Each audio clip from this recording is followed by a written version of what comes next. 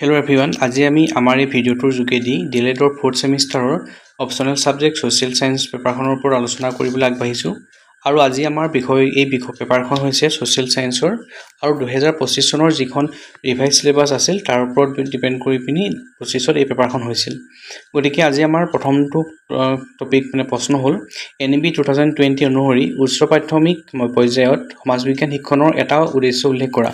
এনইপিৰ মতে social science শিকাৰ upper primary লেভেলত এটা আমাৰ অবজেক্টিভ সুধিছে। গতিকে আমি ক'ব পাৰোঁ যে ধৰা যে ছাত্ৰ ছাত্ৰীসকলৰ মাজত ক্ৰিটিকেল থিংকিং ডেভেলপ কৰা ইয়াৰ এটা অবজেক্টিভছ হ'ব পাৰে। ইয়াৰ বাহিৰে আমি ক'ব পাৰোঁ যে সোশ্যাল সায়েন্সৰ কিছুমান টপিক যেনে ছ'চাইটি, ধৰা ডেম'ক্ৰেচি, ডাইভাৰ্চিটি, এইবিলাকৰ ওপৰত ছাত্ৰ ছাত্ৰীৰ আণ্ডাৰষ্টেণ্ডিং ডেভেলপ কৰা ইয়াৰ এটা উদ্দেশ্য। গতিকে এই দুটাৰ ভিতৰত তোমালোকে যিকোনো এটা লিখিব পাৰা। ইয়াৰ বাহিৰে আৰু কিছুমান উদ্দেশ্য আছে, গতিকে তোমালোকে চাই আহিবা, হয়তো বেছিকৈ উদ্দেশ্যবিলাক লিখিবলৈ আহিবও পাৰে। ঠিক আছে, ইয়াৰ আমাৰ পিছৰ প্ৰশ্নটো হৈছে সমাজ বিজ্ঞানৰ সংজ্ঞা লিখা।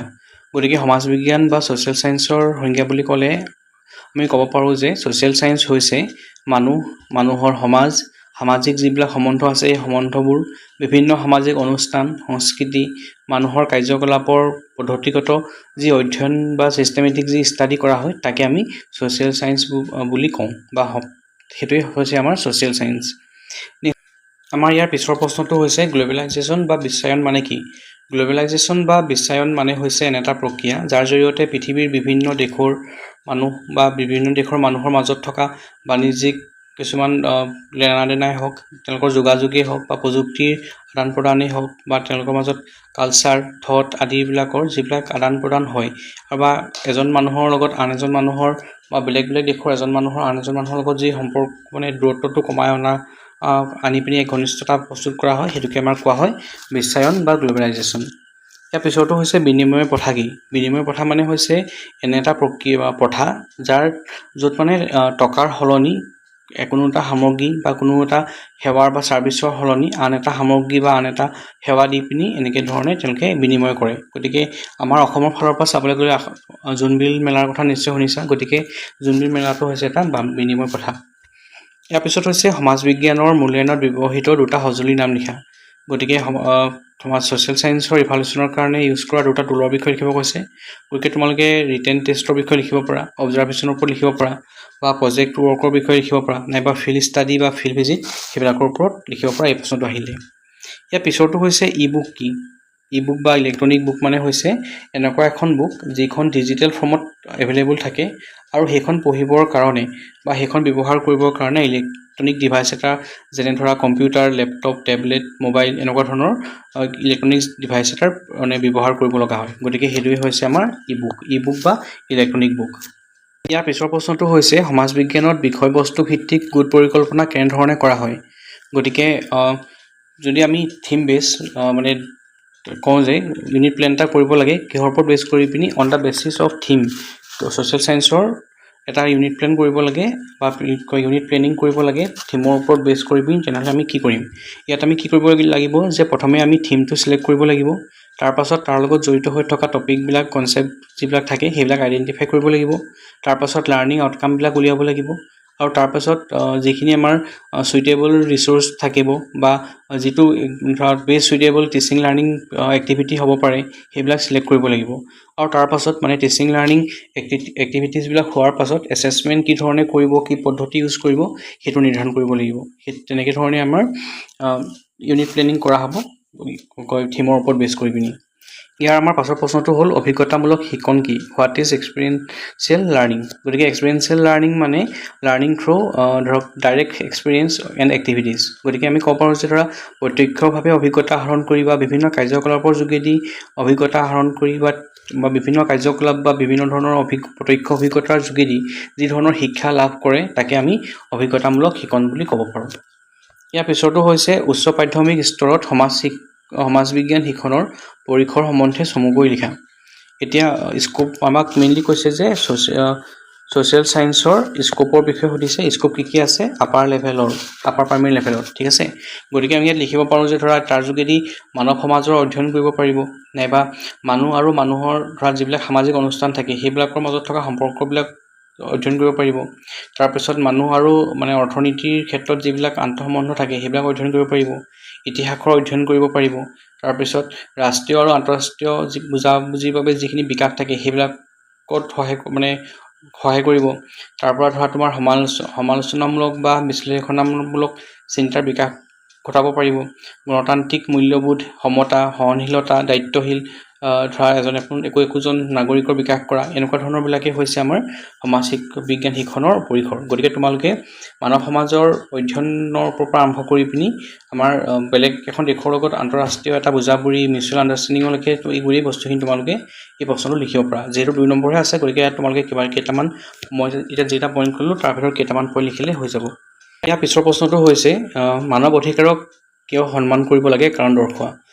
হিউমেন ৰাইট বা মানৱ অধিকাৰক আমি এইটো কাৰণে সন্মান কৰিব লাগে কাৰণ হিউমেন ৰাইটে মানুহৰ মৰ্যাদা, ধৰা সমতা, স্বাধীনতা, ন্যায় এই বস্তুবিলাক নিশ্চিত কৰে। মানুহৰ অধিকাৰবোৰ যদি সকলোৱে যদি আমি সন্মান কৰোঁ তেতিয়া এখন শান্তিপূৰ্ণ এখন গণতান্ত্ৰিক সমাজ গঢ়ি তোলাৰ ক্ষেত্ৰত সহায় হয়। গতিকে সকলো মানুহে যদি সন্মান সহকাৰে শান্তিৰে থাকিব বিচাৰে বা মৰ্যাদাপূৰ্ণ এক জীৱন যাপন কৰিব বিচাৰে তেনেহ'লে তেওঁলোকে মানৱ অধিকাৰ কি হয় তাৰ বিষয়ে জানিব লাগিব বা বেলেগ এজন মানুহৰ অধিকাৰখিনিও তেওঁলোকে সন্মান কৰিব লাগিব। গতিকে এই কথাখিনিকে যদি অলপমান বহলাই পিনি লিখি দিয়া তেতিয়াই হৈ যাব। গতিকে ইয়াৰ পিছৰ প্ৰশ্নটো হৈছে যে প্ৰসংগ পুথিয়ে পাঠ্যপুথিৰ পৰিপূৰক ৰূপে কেনেদৰে সহায় কৰে। গতিকে কেনেকৈ ৰেফাৰেঞ্চ বুকবিলাকে কমপ্লিমেণ্ট কৰে টেক্সট বুকক সেইটো বিষয়ে সুধিছে। গতিকে আমি এইটো ক'ব পাৰোঁ যে ৰেফাৰেঞ্চ বুকবিলাকত কি হয়, টেক্সট বুকত যিখিনি আমাৰ ইনফৰ্মেশ্যন থাকে সেইবিলাক ইনফৰ্মেশ্যনৰ উপৰিও এক্সট্ৰা কিছুমান ইনফৰ্মেশ্যন থাকে, কিছুমান ফেক্ট থাকে, তাত ধৰা এক্সপ্লেনেশ্যন বেছিকৈ থাকে, কিছুমান বেছিক আমি এক্সাম্পলছ পাম। আৰু সেই বস্তুবিলাক ছাত্ৰ ছাত্ৰীয়ে হওক বা শিক্ষকেই হওক কোনো এটা বিষয়ৰ ওপৰত যদি গভীৰ অধ্যয়ন বা তেওঁলোকে বহলভাৱে যদি তেওঁলোকে তাৰ ওপৰত জ্ঞান লাভ কৰিব বিচাৰে সেইবিলাকৰ ক্ষেত্ৰত তেতিয়া এই ৰেফাৰেঞ্চ বুকখনে আমাক সহায় কৰে। গতিকে আমি ক'ব পাৰোঁ যে ৰেফাৰেঞ্চ বুকখনে টেক্সট বুক এখনৰ পৰিপূৰক বা কমপ্লিমেণ্টেৰী হিচাপে তাত কাম কৰিব। গতিকে এনেকুৱা নহয় যে অকল ৰেফাৰেঞ্চ বুকখন পঢ়িলেই হৈ যাব, এনেকুৱা নহয় যে অকল টেক্সট বুকখন পঢ়িলেই হৈ যাব। কিন্তু টেক্সট বুকখন পঢ়ি যদি তাৰ বাহিৰে আমি ৰেফাৰেঞ্চ বুকখনো পঢ়োঁ তেতিয়া টেক্সট বুকৰ পৰা আমি যিখিনি বস্তু ছিষ্টেমেটিকভাৱে শিকিছোঁ সেইখিনিৰ লগত আমাৰ এক্সট্ৰা ইনফৰ্মেশ্যন বা এক্সট্ৰা নলেজ ইউজ কৰা জইন কৰাত বা মাৰ্জ কৰাত আমাক সহায় হ'ব বা আমি এক্সট্ৰা কিছুমান ইনফৰ্মেশ্যন কালেক্ট কৰি পিনি আমি কি শিকিছোঁ সেইটোক আৰু অলপ বেছি ভালকৈ ডেভেলপ কৰিব পাৰিম। ঠিক আছে। তাৰ নেক্সট প্ৰশ্নটো হৈছে উৎসৱসমূহে কেনেদৰে সম্প্ৰদায়ৰ বান্ধোন আৰু সামাজিক আদান প্ৰদানত অৱদান যোগায়। গতিকে ফেষ্টিভেলছবিলাকে কেনেকৈ কমিউনিটিৰ কোহেশ্যন আৰু ছ'চিয়েল ইণ্টাৰেকশ্যনত সহায় কৰে সেইটো দিছে। আমি যদি চাবলৈ যাওঁ আমি কি দেখিছোঁ যে যিবিলাক আমাৰ ফেষ্টিভেল থাকে বা যিবিলাক উৎসৱ থাকে সেই উৎসৱবিলাকে মানুহক এক হোৱাত বা ইউনিটি অনাত তেওঁলোকক সহায় কৰে। ধৰা উৎসৱবিলাকত কি হয় ধৰ্ম ধৰা জাতি সম্প্ৰদায় এইবিলাকৰ যিবিলাক ডিফাৰেঞ্চ থাকে সেই ডিফাৰেঞ্চবিলাক মানুহে সেইটো সময়ত পাহৰি পিনি ইজনে আনজনৰ সুখত সুখী হয়। গতিকে ইয়াৰ ফলত কি হয় ছ'চিয়েল ইণ্টাৰেকশ্যনবিলাক বাঢ়ি যাব, ছ'চিয়েল ইণ্টাৰেকশ্যন বাঢ়িব, মানুহৰ মাজত কোঅপাৰেশ্যন বাঢ়িব, লাহে লাহে মিউচুৱেল ৰেচপেক্ট বাঢ়িব, তাৰপৰা কালচাৰেল এক্সচেঞ্জ হ'ব এজনৰ লগত বা এটা কালচাৰৰ লগত সেইটো কালচাৰৰ ডিছক্ৰিমিনেশ্যনবিলাক কমি আহিব। এই পইণ্টবিলাকে যদি অলপ বহলাই লিখা তেতিয়াহ'লে আমাৰ এই আনচাৰটো হৈ যাব। ঠিক আছে। গতিকে পিপল টু পিপল ৰিলেশ্যনটো আমাৰ ষ্ট্ৰং হ'ব। ইয়াৰ পিছৰ প্ৰশ্নটো হৈছে সমাজ বিজ্ঞানৰ পাঠ্যপুথি বিশ্লেষণৰ প্ৰধান বৈশিষ্ট্যসমূহ কি কি। এতিয়া টেক্সটবুক ছ'চিয়েল ছায়েন্সৰ টেক্সটবুক এখন এনালাইচিছ কৰিবলৈ হ'লে কোনবিলাক ইম্পৰ্টেণ্ট ফিচাৰ্ছ সেইবিলাক সুধিছে। গতিকে আমি এইটো ক'ব পাৰোঁ যে ধৰা কণ্টেণ্ট বা বিষয়বস্তু বা সেইবিলাকৰ একুৰেচি কিমান আমি সেইটো এনালাইচিছ কৰিব লাগিব। পাঠ্যপুথিখন ছাত্ৰ ছাত্ৰীসকলৰ কাৰণে কিমান ৰেলিভেণ্ট হয় আমি সেইটো চাব লাগিব, কিমান এজ এপ্ৰপ্ৰিয়েট হয় আমি তাকো চাব লাগিব, তাত থকা এক্টিভিটিছবিলাক, তাত থকা ব্যাখ্যাবিলাক বা ইলাষ্ট্ৰেশ্যনবিলাক কি ধৰণে আছে আমি সেয়াও তাক এনালাইচিছ কৰিব পাৰোঁ। ইয়াৰ উপৰি ধৰা তাত কি ধৰণৰ ভাষা ব্যৱহাৰ কৰিছে, কি ধৰণে উপস্থাপন কৰিছে সেইবিলাক এনালাইচিছ কৰিব পৰা যাব। তাৰ বাহিৰেও এই টেক্সটবুক যিখন আছে বা সেই আমাৰ টেক্সটবুক বুলি নহয় তোমাৰ যিখন কিতাপখনৰ যোগেদি বা ছ'চিয়েল ছায়েন্সৰ যিখন কিতাপ আছে তাত যিখিনি কণ্টেণ্ট আছে সেইখিনি কিমান ইনক্লুচিভিটি মেইনটেইন কৰিছে, যে তাত থকা কথাখিনি সকলোকে সামৰি বা সকলোবিলাক দিশ সামৰি লৈছে নাই, এই বস্তুবিলাক আমি তাত বিশ্লেষণ কৰাৰ ক্ষেত্ৰত এইখিনি আমি মেইন ফিচাৰ্ছ হিচাপে চাব পাৰোঁ। ইয়াৰ পিছৰটো হৈছে নিৰ্দেশনামূলক উদ্দেশ্যসমূহ কিয় গুৰুত্বপূৰ্ণ, ইনষ্ট্ৰাকশ্যনেল অবজেক্টিভছবিলাক কিয় ইম্পৰ্টেণ্ট সুধিছে। গতিকে আমি এইটো কাৰণে ইম্পৰ্টেণ্ট বুলি ক'ব পাৰোঁ নিৰ্দেশনামূলক উদ্দেশ্যসমূহ, কাৰণ ইয়াৰ যোগেদি আমি শিক্ষকজনে কি পঢ়াব বা কি কৰিব তাৰ এটা ক্লিয়াৰ ধৰা ডাইৰেকশ্যন এটা দিয়া থাকে। তাৰপিছত ক'বলৈ গ'লে শিক্ষকে কি ধৰণে চুইটেবল ধৰা কণ্টেণ্ট এটা বা কণ্টেণ্ট এটা ছিলেক্ট কৰিব সেইবিলাক কৰাত তেওঁক সহায় কৰিব। ইয়াৰ উপৰিও শিক্ষকক মেথডবিলাক তেওঁলোকক এক্টিভিটিছবিলাক ছিলেক্ট কৰিবৰ কাৰণে সহায় কৰে। ইয়াৰ উপৰিও ধৰক এছেছমেণ্ট কেনেকৈ ধৰণে কৰিব, কি টেকনিক ইউজ কৰিব সেইবিলাক ছিলেক্ট কৰিবৰ কাৰণেও সহায় কৰে এই ইনষ্ট্ৰাকশ্যনেল অবজেক্টিভছবিলাকে। ইয়াৰ বাহিৰেও লাৰ্ণিং আউটকামছবিলাক কেনেকৈ মেজাৰ কৰিব সেইবিলাক কৰাতো সহায় কৰে। গতিকে এই পইণ্টখিনিকে তোমালোকে জাৰি পিনি লিখিব পাৰা। ঠিক আছে। ইয়াৰ পিছৰ প্ৰশ্নটো হৈছে সমাজ বিজ্ঞানৰ শ্ৰেণীকোঠাত পাঠ পৰিকল্পনাই কেনেদৰে এক ইতিবাচক শিক্ষণ পৰিৱেশ গঢ়াত উৎসাহিত কৰে। গতিকে লেচন প্লেনে কেনেকৈ আমাক এটা পজিটিভ লাৰ্ণিং এনভাইৰনমেণ্ট এটাত প্ৰমোট কৰাত সহায় কৰে সুধিছে। আৰু আমাৰ যিহেতু ছ'চিয়েল ছায়েন্স, গতিকে ছ'চিয়েল ছায়েন্সৰ ক্লাছৰুম এটা। গতিকে এইটোৰ ক্ষেত্ৰত আমি ক'ব পাৰোঁ যে ধৰা লেচন প্লেনটো যদি বনোৱা হয়, লেচন প্লেনে বনালে কি হয় মানে আমাৰ গোটেই কামবিলাক ছিষ্টেমেটিক হয় বা সেইখিনি প্লেন হয়। গতিকে ইয়াৰ যোগেদি মানে কি হয় আমাৰ ক্লিয়াৰ অবজেক্টিভছ কি কাম কৰিব, গতিকে অবজেক্টিভছবিলাক মানে ক্লিয়াৰলি তাত প্ৰভাইড কৰে। আৰু ষ্টুডেণ্টৰ এক্টিভ পাৰ্টিচিপেশ্যন বা তেওঁলোকৰ সক্ৰিয় অংশগ্ৰহণ বৃদ্ধি কৰাটো এইবিলাকে সহায় কৰে। ইয়াৰ উপৰিও এটা ইনক্লুচিভ এনভাইৰনমেণ্ট এটা ক্ৰিয়েট কৰাটো সহায় কৰে। তাৰ উপৰিও ক্লাছৰুম এটা ইণ্টাৰেক্টিভ কৰি তোলাত সহায় কৰে। তাৰ উপৰি আমাৰ লাৰ্ণাৰ চেণ্টাৰ্ড হিচাপে ক্লাছৰুমটো গঢ়ি তোলাত বা লাৰ্ণাৰ চেণ্টাৰ্ড টিচিং লাৰ্ণিং মেথডবিলাক ইউজ কৰাটোত সহায় কৰে। ইয়াৰ উপৰিও আমি ধৰা ক'ব পাৰোঁ যে যিহেতু মানে লেচন প্লেনটোত আমি গোটেইখিনি বস্তু প্লেনিং কৰি লওঁ, গতিকে শিক্ষকসকলে ছাত্ৰ ছাত্ৰীসকলৰ মানে তেওঁলোকক কেনেকৈ তাত ভালকৈ জইন কৰাব পাৰিব, তেওঁলোকৰ কাৰণে কেনেকৈ এটা পজিটিভ এনভাইৰনমেণ্ট ক্ৰিয়েট কৰিব পাৰিব, এই গোটেইখিনি তেওঁলোকে আগতেই প্লেন কৰি পিনি আনিব পাৰে। গতিকে সেই ক্ষেত্ৰত মানে যিহেতু তেওঁ প্লেন কৰি আহে, গতিকে এই কামখিনি ভালকৈ কৰাত বা কামখিনি সুচাৰুৰূপে কৰাত তেওঁ এই বস্তুখিনি সহায় কৰিব। গতিকে সেই কথাখিনি আমি ইয়াত লিখিব পাৰোঁ। তাৰপিছতো হৈছে যে ধৰা NEP 2020 অনুসৰি কেনেকৈ আমি স্পৰ্টছ ইণ্টিগ্ৰেটেড পেডাগজি ইউজ কৰি পিনি মানে সমাজ বিজ্ঞান শিকাম NEP 2020 ওপৰত বেছ কৰি পিনি। ঠিক আছে। গতিকে আমি কি কৰিব লাগিব, স্পৰ্টছ ইণ্টিগ্ৰেটেড পেডাগজিৰ ওপৰত ইউজ কৰিব লাগিব। কি শিকাবৰ কাৰণে? ছ'চিয়েল ছায়েন্স শিকাবৰ কাৰণে আৰু NEP 2020। গতিকে আমি এইকেইটা বস্তু বেছ কৰি পিনি কৰিব লাগিব। গতিকে প্ৰথমে তোমালোকে চাবা যে লিখিবা যে স্পৰ্ট ইণ্টিগ্ৰেটেড পেডাগজি বুলি আমি কি বুজোঁ। স্পৰ্টছ ইণ্টিগ্ৰেটেড পেডাগজি বুলিলে খেল ধেমালি বা শাৰীৰিক কাৰ্যকলাপবিলাকক মানে শিক্ষণ পদ্ধতি হিচাপে ব্যৱহাৰ কৰাকে বুজা যায়। গতিকে আমাৰ ক'বলৈ গ'লে যিহেতু NEP 2020 এক্সপেৰিয়েঞ্চিয়েল এণ্ড হলিষ্টিক লাৰ্ণিঙৰ ওপৰত গুৰুত্ব আৰোপ কৰিছে, গতিকে আমি যদি স্পৰ্টছটো এটা শিক্ষণ পদ্ধতি হিচাপে ব্যৱহাৰ কৰোঁ, তেতিয়া মানে কি হ'ব, লাৰ্ণিংখিনি অধিক মানে জয়ফুল হ'ব, য'ত মানে তেওঁলোকে ধৰা খেলৰ যোগেদি এটা মিনিংফুল কিবা এটা কৰিব পাৰিব। গতিকে এই ক্ষেত্ৰত চাবলৈ গ'লে আমি কি ধৰণে কৰিম, তোমালোকে ধৰা টিম গেমছবিলাক ইউজ কৰিব পৰা, য'ত তোমালোকৰ এজ এ হোল টিম হিচাপে তেওঁলোকে খেলিব, যাৰ যোগেদি তেওঁলোকৰ ছ'চিয়েল ছায়েন্সৰ দৰকাৰী বস্তুখিনি মানে ধৰা তোমাৰ সহযোগিতা, সমতা, গণতান্ত্ৰিক মূল্যবোধ এই বস্তুবিলাক শিকাব পাৰিব। তাৰপিছত চাবলৈ গ'লে তেওঁলোকক ধৰা ভূগোল শিকাব বিচাৰিছে বা দিশ বা স্থানৰ বিষয়ে শিকাব বিচাৰিছে। গতিকে সেইবিলাকৰ শিকাবৰ ক্ষেত্ৰত তেওঁলোকক মেপৰ ওপৰত বেছ কৰি পিনি বিভিন্ন ধৰণৰ গেমছ কিছুমান খেলাব পাৰিব। তাৰপিছত ক'বলৈ গ'লে টিম এক্টিভিটি মানে ধৰা কেনেকুৱা ধৰণৰ টিম এক্টিভিটিছ কিছুমান দিব পাৰে, যাৰ যোগেদি তেওঁলোকে ধৰা যে নিয়ম কিছুমান মানি চলিব লাগে, ডিচিপ্লিন হ'ব লাগে, তেওঁলোকৰ আনৰ লগত সহযোগিতা কৰিব লাগে, আনৰ থটবিলাক বা আনৰ কথাবিলাকক আমি ৰেচপেক্ট কৰিব লাগে বা দুটা পাৰ্টিৰ মাজত মিউচুৱেল ৰেচপেক্ট থাকিব লাগে, সেই ধৰণৰ গুণবিলাক লোৱাটো সহায় কৰিব। ইয়াৰ বাহিৰেও চাবলৈ গ'লে বিভিন্ন ধৰণৰ খেল ব্যৱহাৰ কৰা কাৰ্যকলাপৰ যোগেদি ছাত্ৰ ছাত্ৰীসকলক ইতিহাস শিকাব পাৰি, তেওঁলোকক সংস্কৃতি, তেওঁলোকক সামাজিক বিকাশ কি ধৰণে হ'ব পাৰে, সেই বস্তুবিলাক তেওঁলোকক শিকাব বা বুজাব পৰা যাব। গতিকে আমি এনেকুৱা ধৰণৰ ধৰা আমি ইউজ কৰিম স্পৰ্টছ ইণ্টিগ্ৰেটেড পেডাগজি। ঠিক আছে। তাৰপৰা আমি সেইটো ইউজ কৰিম, কিন্তু তাৰ যোগেদি আমি কি কৰিম, ছাত্ৰ ছাত্ৰীসকলৰ এই যে বিভিন্ন ধৰণৰ খেল কিছুমান ইণ্ট্ৰডিউচ কৰি পিনি ছ'চিয়েল ছায়েন্সত দৰকাৰী যিখিনি বস্তু আমাৰ থাকে, মানে ছ'চিয়েল ছায়েন্সৰ যোগেদি যিখিনি বস্তু ছাত্ৰ ছাত্ৰীৰ মাজত আনিবলৈ চেষ্টা কৰা হয়, সেই বস্তুবিলাক পাবৰ কাৰণে আমি কৰিম। গতিকে তোমালোকে এইখিনি এক্সাম্পল এটা বনাই পিনি ভালকৈ ধৰণে লিখিব পাৰিবা। আমাৰ 4 নম্বৰ প্ৰশ্ন থাকিয়ে গৈছিলেগৈ, এইটো থাকি গ'ল পেলাই ৰাইট দি পাইছিলোঁ।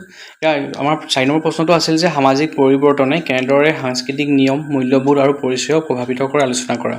গতিকে সামাজিক চেঞ্জ, ছ'চিয়েল চেঞ্জৰ বিষয়ে কৈছে। গতিকে আমি ছ'চিয়েল চেঞ্জ কি হয় প্ৰথমতে তাৰ পৰা লিখিম যে ধৰা ছ'চাইটি এখনত থকা যিখিনি ইনফ্ৰাষ্ট্ৰাকচাৰ থাকে বা ছ'চাইটিৰ যিখিনি কম্পনেণ্ট থাকে, সেই কম্পনেণ্টখিনি যেতিয়া সলনি হয় তেতিয়া আমি সেইটোকে ছ'চিয়েল চেঞ্জ বুলি ক'ব পাৰোঁ।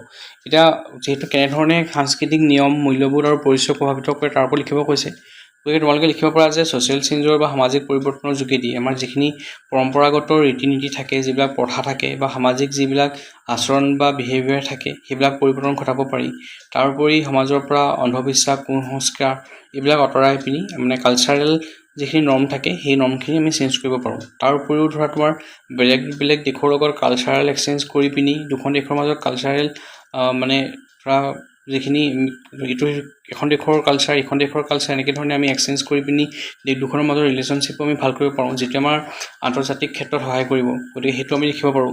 তাৰ বাহিৰে আমাক যিহেতু সুধিছে তেওঁলোকে ধৰা মূল্যবোধৰ ওপৰত কেনেধৰণে কি কাম কৰে। গতিকে মূল্যবোধৰ ক্ষেত্ৰত আমি ক'ব পাৰোঁ যে ধৰা তোমাৰ সমাজত যিখিনি আমাৰ ধৰা মানে সময়ৰ লগত কি হয় আমাৰ সমতা বা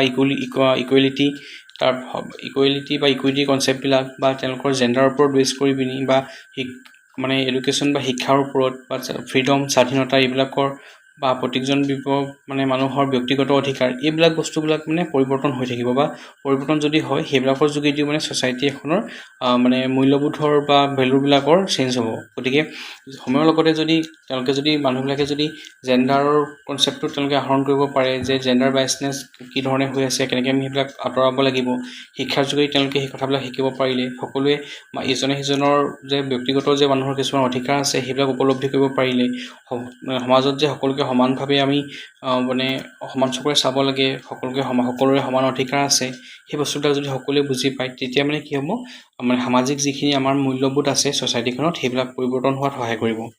ইয়াৰ পিছত ক'বলৈ গ'লে ধৰা গ্ল'বেলাইজেশ্যন, মডাৰ্ণাইজেশ্যন মানে আৰবানাইজেশ্যন, বিভিন্ন ধৰণৰ টেকনিকেল এনহেঞ্চমেণ্ট এইবিলাকৰ ফলত মানে কি হয় প্ৰব্ৰজনে বা হওক বা তেনেকুৱা ধৰণৰ বিভিন্ন ধৰণৰ পৰিৱৰ্তন কিছুমান হয়।